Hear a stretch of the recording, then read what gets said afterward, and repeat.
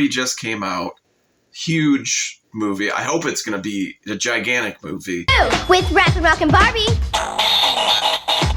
But it's based on a doll that came out in the 60s? 50s? 60s. Rappin' Rockin' Barbie doll and friends each have a boombox. The doll was created by Ruth Handler because her and her husband started a little company called Mattel. They created Barbie and Ken. The names Barbie and Ken came from their two kids, Ken and Barbara.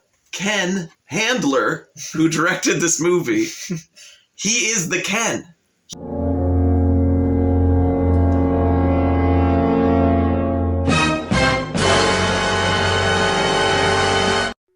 It's not directed very well, even though there are a lot of, like, some of my favorite scenes of any movie are in this movie. How these guys want to win?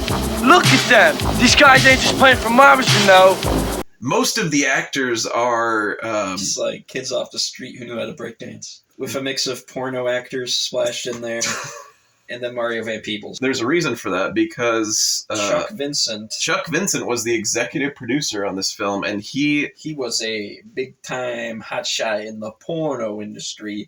But by the mid-'80s, he was branching off into softcore and sexploitation movies of the T&A comedy variety. Ken Handler had an idea, and it was, I want to make a movie that's incorporating all these things that are happening in New York right now.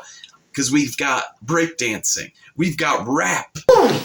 Yes, I'm the rhyme creator, not the imitator, the cloud fascinator, the woman persuader. We got graffiti. We got graffiti lining the walls. We got pizza. We got pizza, and everybody loves pizza. We've got our crew, the delivery boys. Max, Conrad, Joey, Izzy.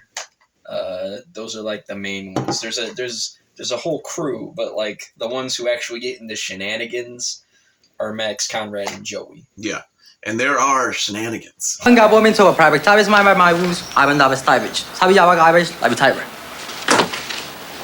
he said?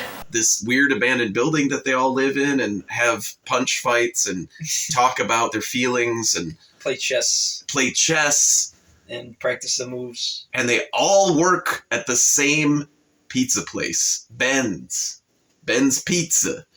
And they're constantly slinging pies. They're all on bikes, so they all have, I'm pretty sure, now this is just my theory and I might be wrong, I'm pretty sure there was only one bike in the movie. This wasn't Mario Van Peebles' first movie, but he was in Sweet Sweetback's Badass Song as the young Sweet Sweetback. But in this movie, he plays our villain. You keep your delivery boys from showing up at the contest.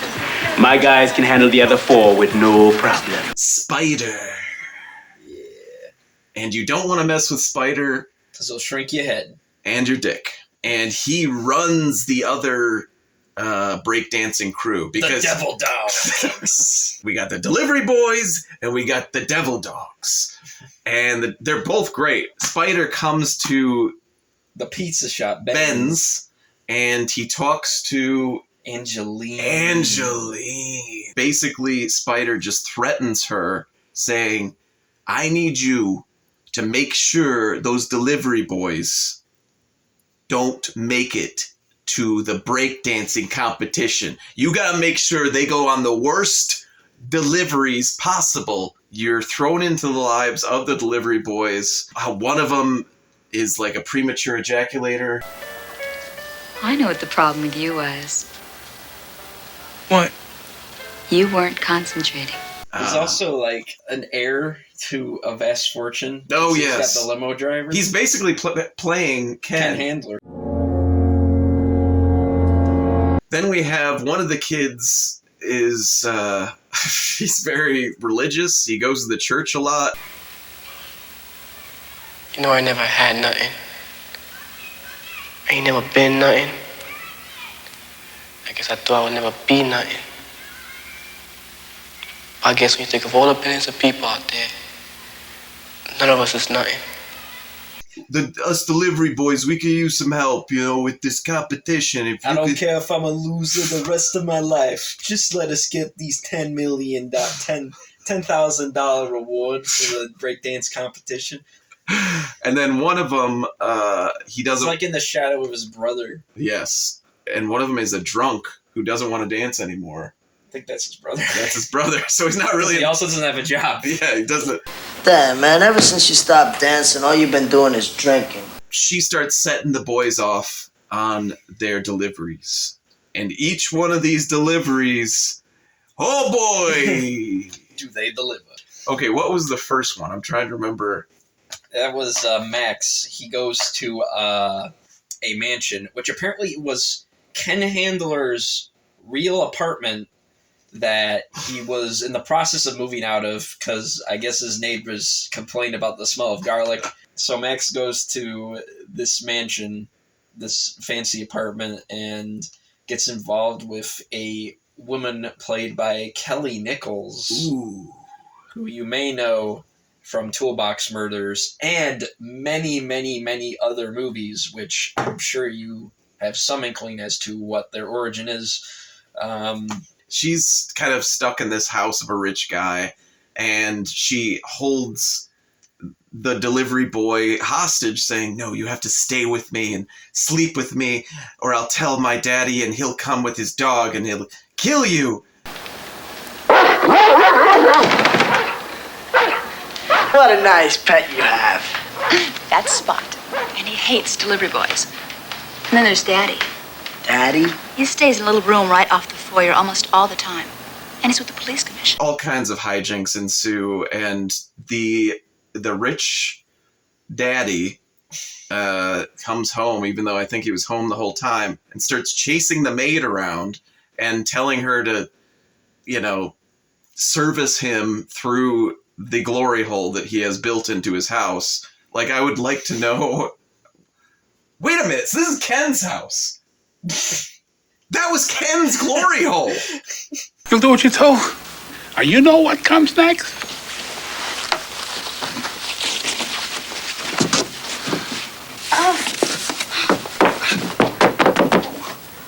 Either way, there's a lot of hijinks with that. Like I said, the dog gets involved. There's some whipped cream. Ends up, Max has to leave the place in a dress because it's crazy. And on his way out, he kisses the maid because they got a kind of thing somehow. And then a guy passes by. He's like, hey, whoa! Make it for sure, we gonna ride it on down along the streets of the town. Whatever comes, I know we gonna make it. Hey, a lady riding a bicycle, what? And then the second delivery boy goes out. Conrad, and is he the rich kid? Yeah. Okay, the rich kid. He goes to the hospital. Excuse me. Yes. I have a delivery for the 5th floor experimental lab. 2 boxes of pizza.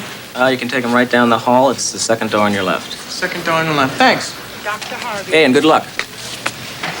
He goes into this room, and before he goes into the room, we see these two wild scientist doctor types, and they're clearly supposed to be a Nazi. Yeah, ex-Nazi doctors. So there's going to be some strange experimenting happening. They immediately stab him with some blue goo in a hypodermic needle, and then some nurses do a striptease for him. One of them played by Taja Ray. Some more adult film stars. First of all, how do you get the nurses? Did they just pay these nurses like a little bit more just to do a striptease? Either way, they're stripping and they're dancing, and the doctors are.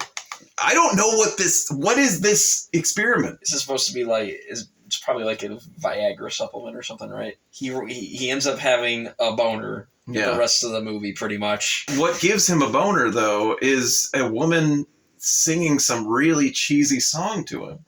Yeah, I don't know what that's about. The stripper nurses leave, and then this woman starts singing. He starts singing at the same time, and they're singing together, and suddenly he has the biggest erection that I've ever seen. That's not true. I've seen bigger. He ends up escaping from the hospital, But he still has this raging boner, which he has to hide from a cop. He gets away. He manages to get on a bus, and the bus fills up pretty quickly, and he ends up bumping into a very uptight lady, because this is a kooky movie, and she's like, "Can you put that thing somewhere else?" And then she like backs into it, and then I'm pretty sure he fucks her on the bus. Or that's what we're supposed to believe, is that he somehow got off, because when he gets off the bus, he doesn't have a boner anymore. The third guy, Joey! He's told to go to a creepy building where an artist is putting on a show of some kind. There's a lot of statues. There's a lot of statues that kind of look like people, just in white paint. The artist is like, "I'll get your money, just stay here, but don't touch anything, because it's all expensive." The last boy who delivered for me break this arm. Now he is in the West River, you know? And what does Joey do right away? He gets pushed by one of Spider's goons, who's manning the elevator, into one of the statues, and it breaks. The artist finds out that he broke something, and now Joey's gotta be a standing piece of art. It's very funny, because his butt's out, and he farts in some lady's face. The vulgarity of the subject matter affords no vestige of redeemability to the artist's oof.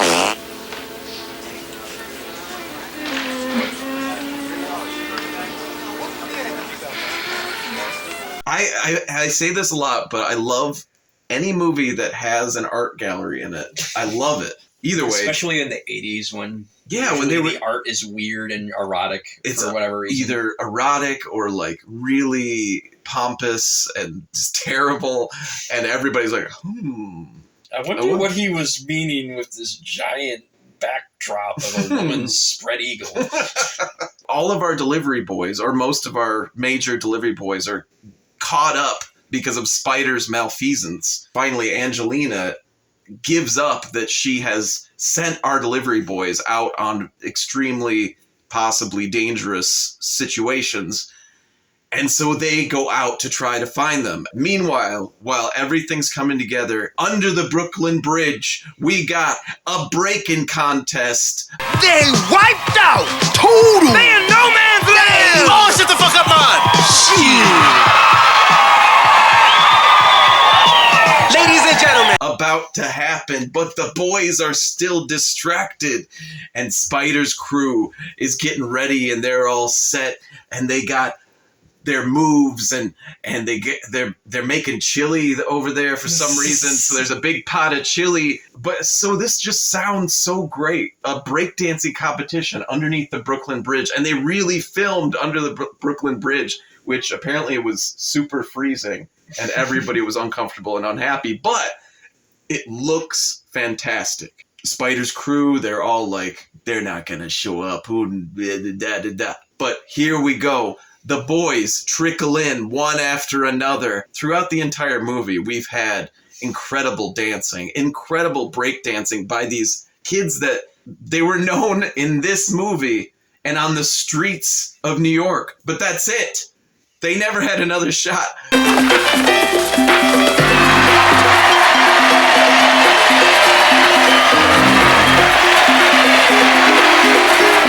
The delivery boys show up, and there's like a dance-off, then there's a fight, there's a dance. You've never seen a climax end like this. You can't! Oh, please! No, we're soon! No, Christ, man! Me and welfare!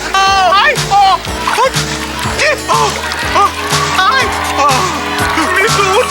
Oh, no! I would say, as far as breakdancing movies, I think it's better than Break-It. Even though, you know, the acting isn't professional, the directing is not great, but man, it's got heart. And these delivery boys are working their asses off and slinging pies and banging rich ladies and almost getting caught in glory holes. Okay, so we did watch the special features. There's only one special feature. It's just a interview with cinematographer Larry Ravine. He didn't like the very ending of the movie. After the movie freeze frame ending, we have a sensitive song by our hero, Max. Yeah.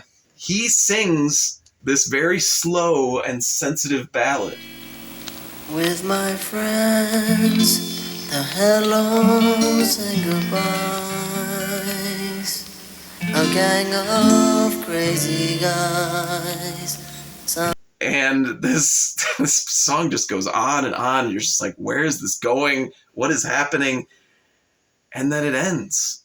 And then it ends for real. Even if you don't like pizza, which, come on. You're going to love the pizza. You're going to love the acting, the dancing, the singing, the music in general, the 80s New York before it got cleaned up. It's got heart and it's got panache. It's got a glory hole where it shouldn't be. It's got Mario Van Peebles. All of these boys that were just working their butts off. Delivering pizza and breakdancing. And delivering a great movie. This was all because of Barbie, and we thought it would be a great idea just to watch a movie directed by the real inspiration for Ken. So check it out. I would give this, I would give it like a 9 out of 10. That's what I'm going to go on IMDb right now, and I'm going to give it a 9. I think I have it on an 8, but I'm going to shoot it up for a 9 so we can get it, we can get Delivery Boys out of this funk that is 3.8 on IMDb. I don't know what it is on Letterboxd, but go on there too and rate it higher. Find this movie and watch it. I don't know if I can give this movie a proper rating. All I can say about it is that it's Kenuff. It was a night,